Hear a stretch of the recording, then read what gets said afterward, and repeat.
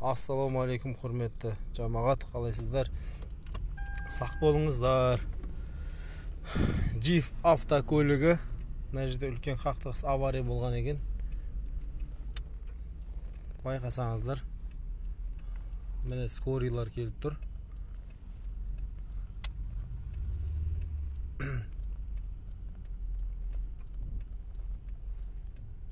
Скори автокөлік.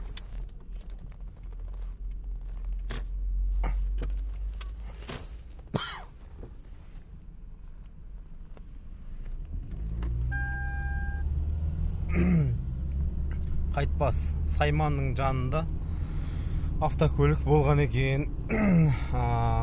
Құрметті жамағат, құрметті мұсылмандар, Қазақстан кешіріңіздер, Қазақстан Республикасының қылмыстық кодексінің 345-ші бабы бойынша жол ережелесін немесе жаңағы көлік қағидаларын бұзу деп аталынады.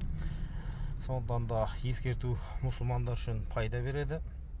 Сау болыңыздар, сақ болып жүрулеріңізді Аллахтан сұранамыз. Ассаламу алейкум. Міне гаилар да келе жатыр алдымызда. Алдымызда бағытталған жол Сайманның жолы. Гаи